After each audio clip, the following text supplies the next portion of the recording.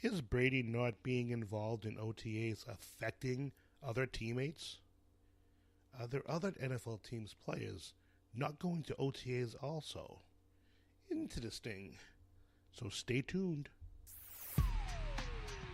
Welcome to the Sports Perspective, an American football fancast about the New England Patriots and also news from around the league. Here is your host, Roy.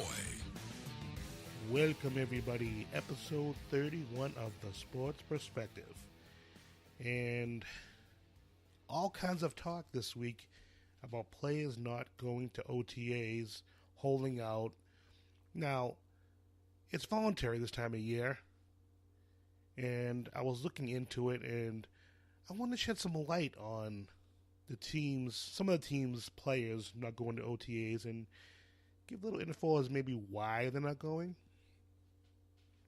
Now, every year the NFL has OTAs, and it basically means they have off-season activities that the teams, kind of like a mini camp, but under the collective bargaining agreement, it's not mandatory that the players go there at the first couple of OTAs. So it's voluntary.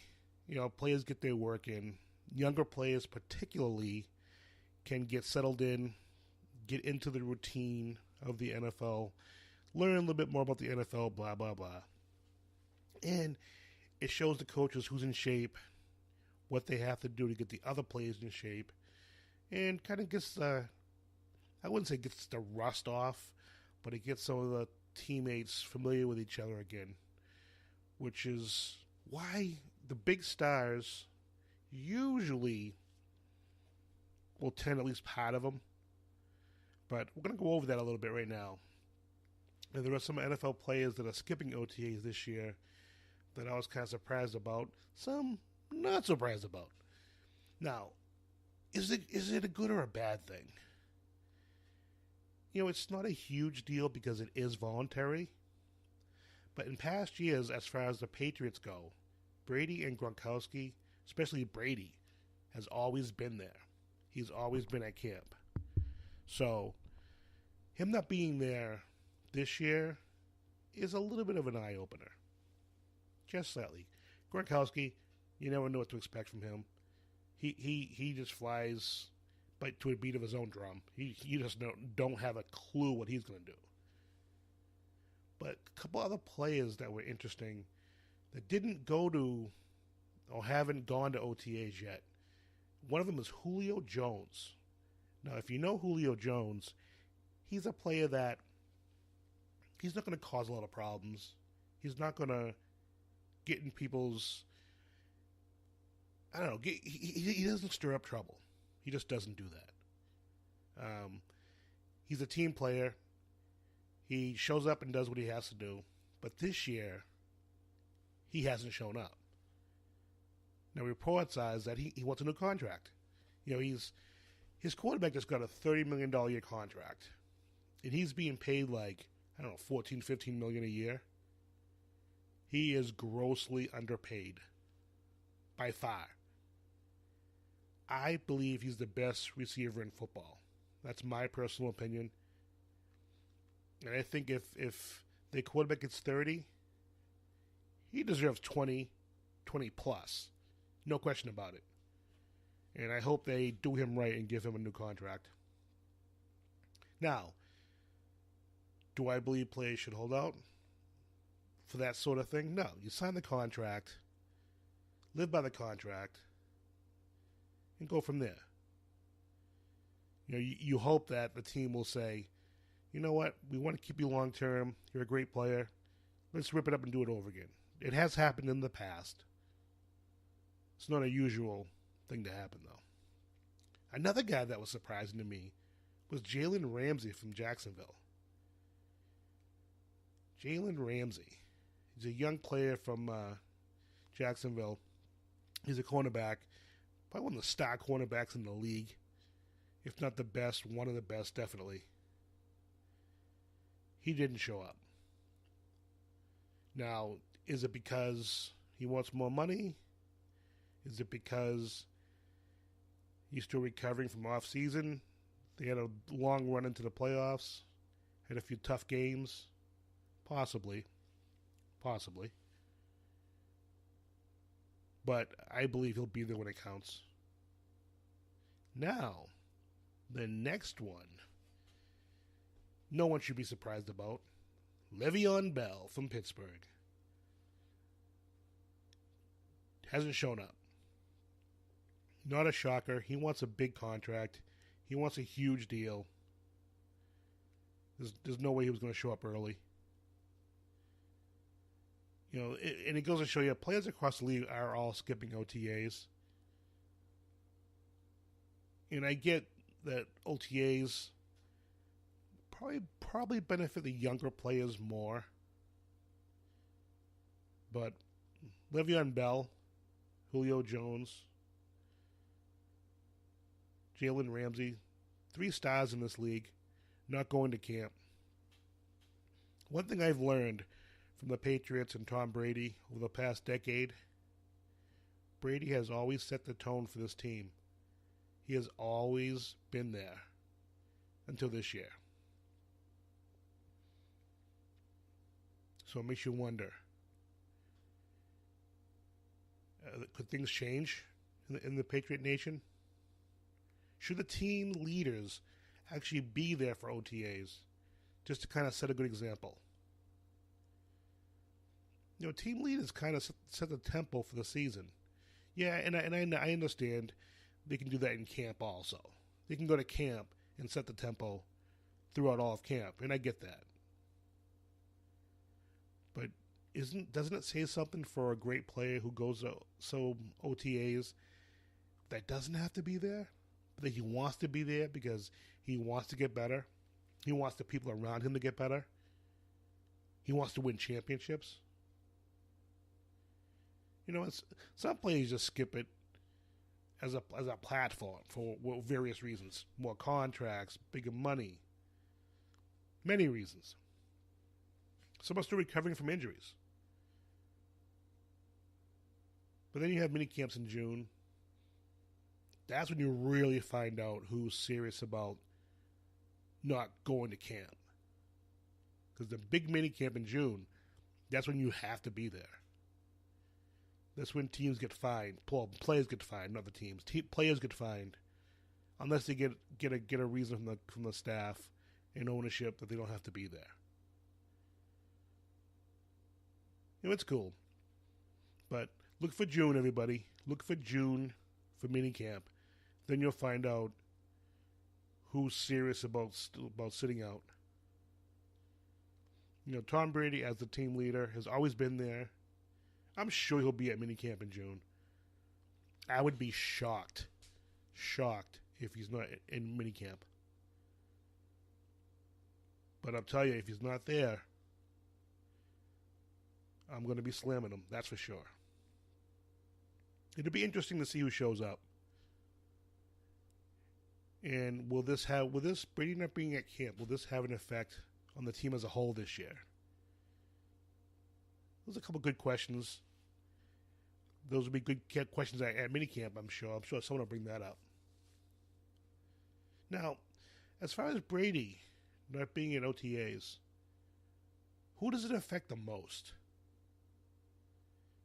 You know, it's going to affect all the new receivers. They're missing out on time with Brady. So all they're throwing to is the backups.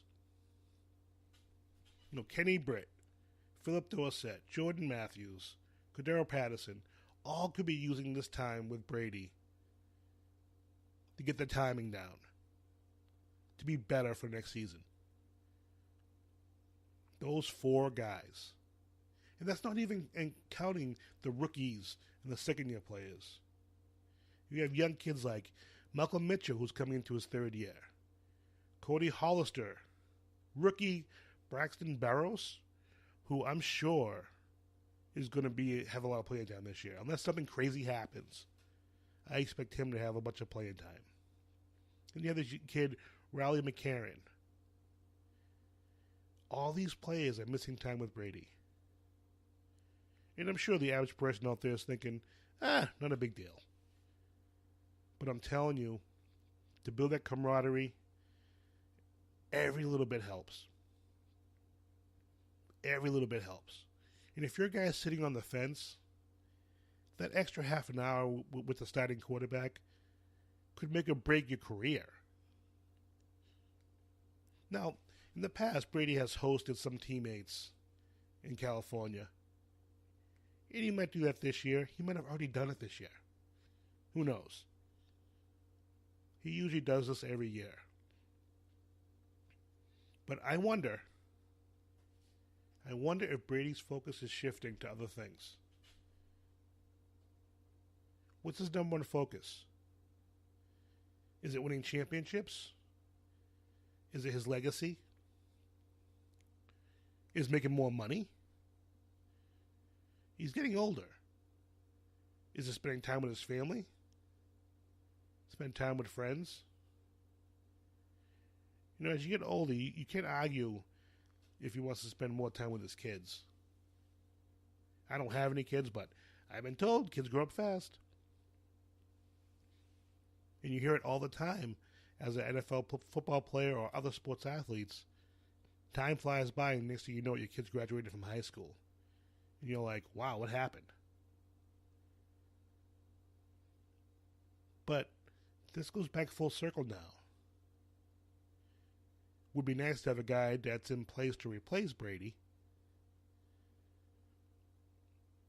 It's kind of funny that the 1 year Brady doesn't come to OTAs is the year that Garoppolo was traded to San Francisco. Makes you wonder, huh? If Garoppolo was here, would Brady actually be gallivanting around the world? Or would he be at camp or OTAs? What's his number one focus right now? Yeah, I tell you, boy, I've been all over Brady and Gronkowski this offseason. But let's face it, they've given us some ammunition. And I love Brady. I love Gronkowski. I'm a Patriots fan, but I'm going to call them out when they do stupid shit. I'm just going to do that. Now let's get into some league news. Now, there's this kid in the New York Giants, Eli Apple. Yeah, he's in the news again. He's the kid that was suspended last year for the last game of the season. He started 7 games. He was doing a lot of stupid stuff on the team, missing meetings and blah, blah, blah. Just kind of being a malcontent. And I guess he and Landon Collins got into it so bad that Landon Collins called Apple a cancer to the team. That he needed to grow up. But I guess they've mended fences. I guess Apple, who's 22 years old, has been talking to teammates and has been trying to mend fences with everybody, which kind of shows a little maturity, which is nice to see from a young player. Of course, he could be just trying to save his job, too. Who knows? You know, it'll be interesting to see for the Giants if he can keep his mouth shut. Because that was a problem last year. You know, the whole Apple thing just exploded last year. It was all over the news. Half his team didn't want him on the team. People were pissed at him. And then there was that incident where his half-brother got on TV. It's his half-brother or stepbrother or something. Whatever he is. At one point said that Apple's mother was in his ear causing a lot of the problems. Can you imagine that? 21 years old, you're on a professional football team, and your mummy is still in your ear. Nice. The G-Men were totally a soap opera last year. But I wish them the best this year. Not. Not at all. I do not wish you the best, Giants fans. Not at all. Well, I wish the Giants fans the best, because they didn't beat us in the Super Bowl twice. But the Giants themselves, they beat us. Screw the Giants. And on an interesting note, the Cleveland Browns are on Hard Knocks. If you don't know what Hard Knocks is, it's a TV show on HBO that covers the preseason for a particular team. You know, it follows them around, goes through all the things, the team's activities, shows them in camp. Kind of a behind-the-scenes look at how a team's run. Everyone should watch this season. So the Cleveland Browns. It's got to be amusing, right? It's got to be amusing.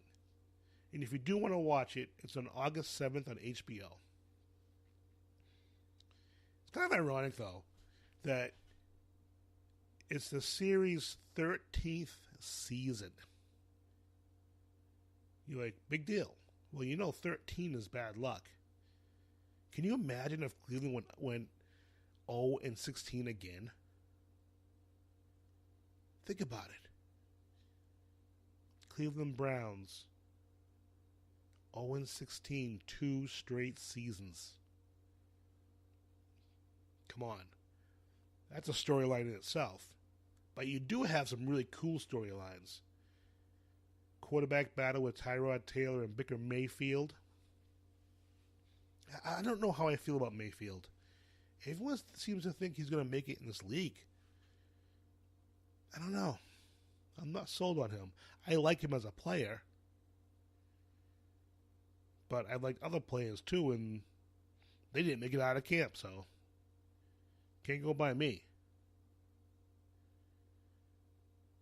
You got to think.